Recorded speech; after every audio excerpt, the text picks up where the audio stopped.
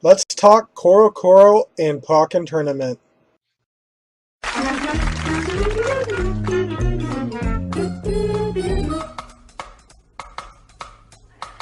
Pokemon! Pokemon! Pokemon!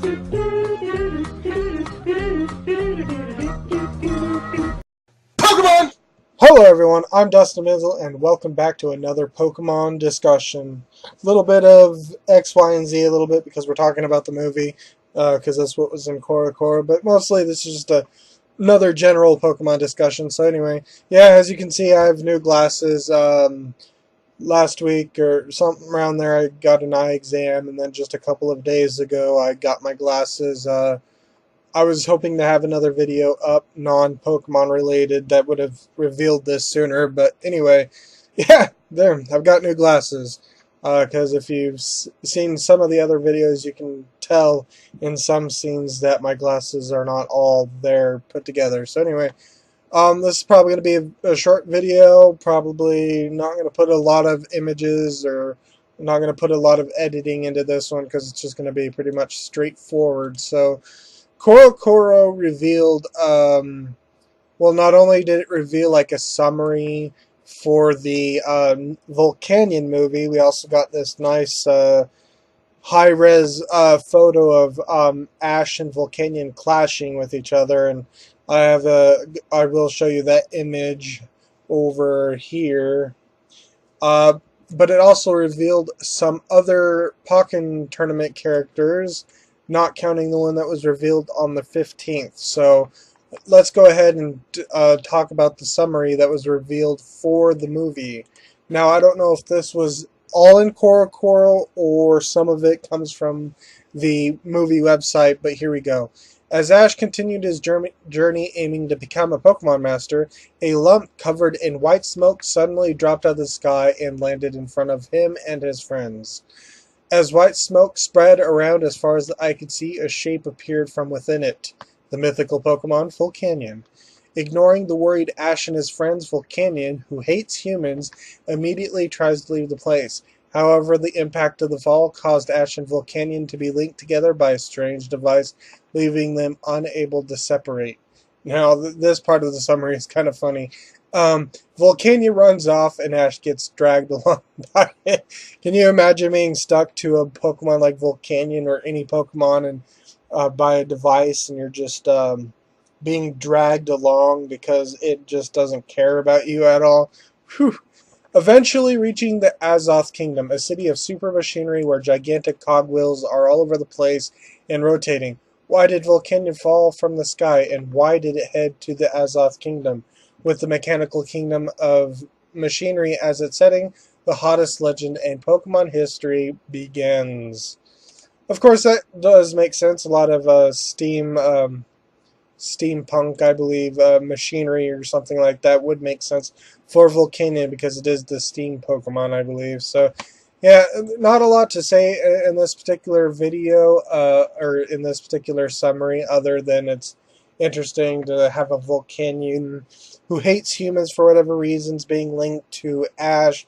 There was another semi-summary or whatever, I believe, that said that Ash was one who loved Pokemon the most out of all humans, or whatever it is, and so it is a contrast to have a Pokemon that hates humans and having a being linked to a human that loves Pokemon. So yeah, there's a lot of conflict going on there. I'm not really sure what this the movie is mostly going to be about right now. If it has Zygarde in it, then I'm expecting Volcanion to have an alternative form that gets accessed by some sort of evil human character, because it's kind of what I think this summary or plot is heading towards, that there may be some evil humans out there, but they're not all bad, so it's just a matter of, I guess, running into the right humans for Volcanion or whatever. So someone controlling Volcanion, maybe destroying the ecosystem, and Zygarde Complete gets involved. If for whatever reason Zygarde will not be in this movie, for whatever reason, I'm really not sure what this is going to be about. I just can't think of anything that would make any sense, you know. If there's like no other Pokemon that it can be outside of Zygarde that would be contrasting Volcanion if Volcanion suddenly became a unfortunate villain Pokemon of the movie or whatever. I don't expect seventh generation right now. I expect that to happen next year. I could be wrong.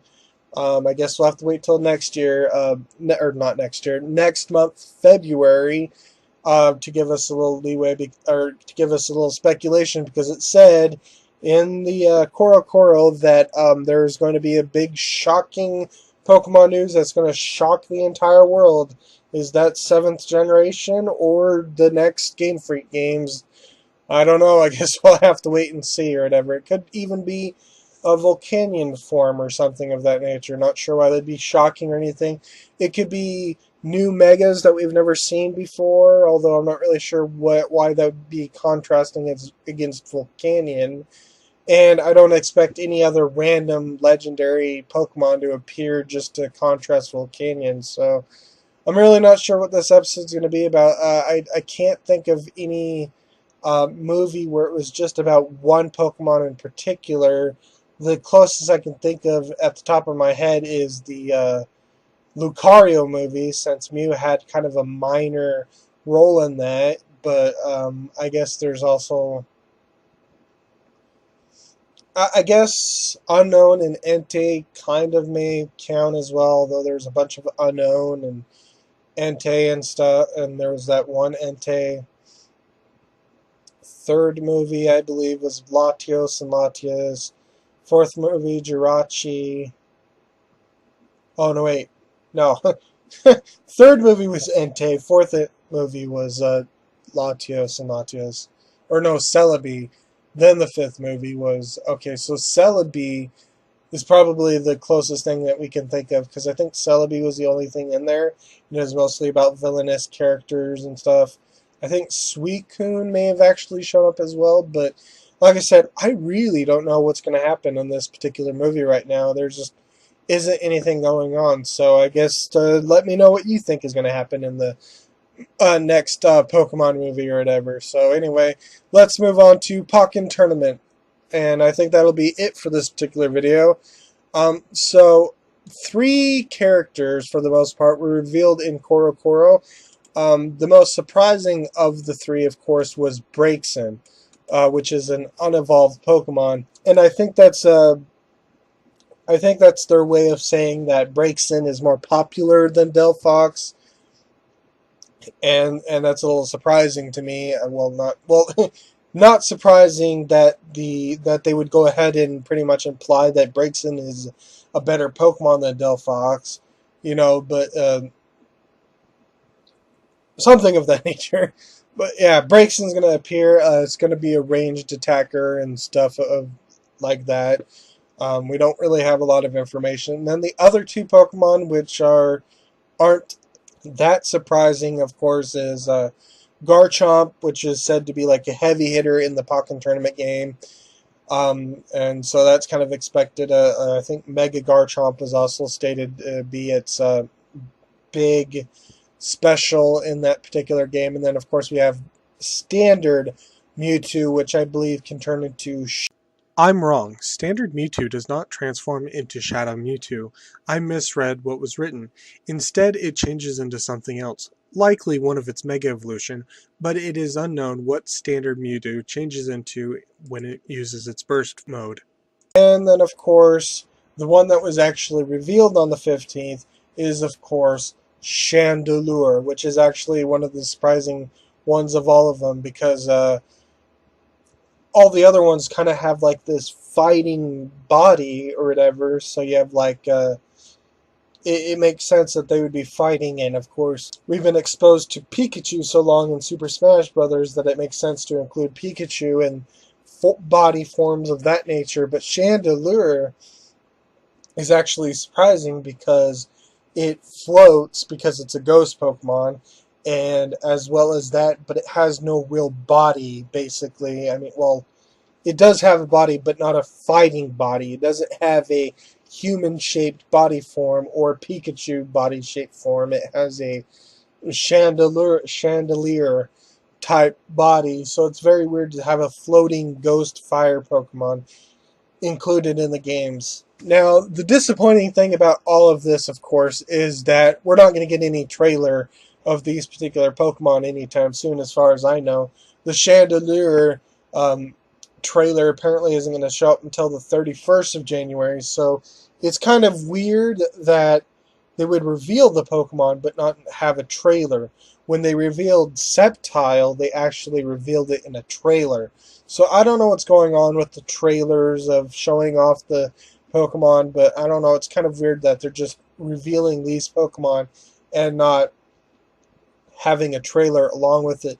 So unless next Coro in February has more Pokken tournament information, I'm not sure I'm going to discuss much more of Pokken tournament because there's really not much I can talk about in my position of not being able to have a Wii U. So it's not like I can do a review on it or anything like that. So yeah, so if you want to hear my thoughts about the trailers in regards to these Pokemon when they come out, make sure to check my Twitter, and I'll give you my 140 character limit uh,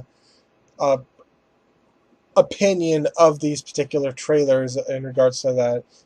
Maybe I can make a video. It just depends on the circumstances, but I'm not thinking it's going to happen. So I guess that's pretty much it for Coro. There's really nothing else to discuss in regards to Coro or anything else.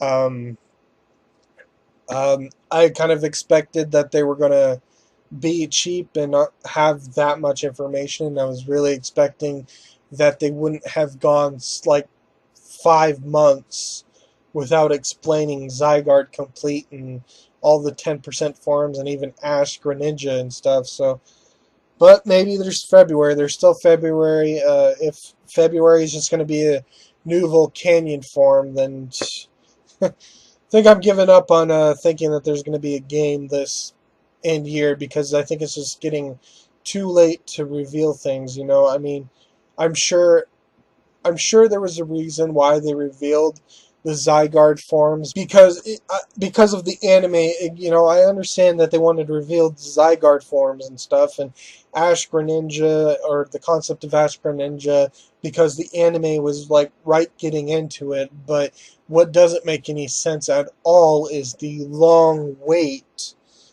for any for the next games to come out, because the anime is official in the sense that it can reveal things before the games reveal it or something like that. So like Lucario was revealed in terms of the anime because of the movie and stuff or whatever, but the games, the the Game Freak games are like the official Pokemon information, and it should at least tell us what's going on. So having the Zygarde forms being revealed in September, October, November, December, January, February, and having like 5 months without explaining it in terms of the game content is really kind of strange and kind of weird. I feel like the anime was rushed in regards to Zygarde because they just wanted Volcanion to be in the next movie, and then the last XY movie potentially that will probably happen in 2017. I think that's going to be all about the next generation of Pokemon, seventh generation, and then of course late 2017. I expect the seventh generation of anime, but so it's a little weird that they're still not quite revealing the whole next Game Freak games or whatever that's going to happen, especially with all these new goodies revealed, such as Zygarde and Ash Greninja, and if Volcanion does get an alternate form, what about the games that will have that in it? So anyway, I think that's about it. The next video should hopefully be Pokemon Fan if it's coming out. It should be coming out, since the last time it came out was in November. So I guess we'll just have to wait and see until then.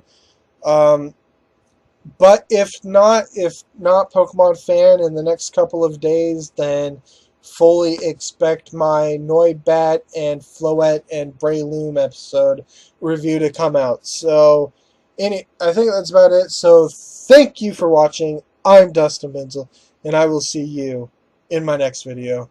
Goodbye.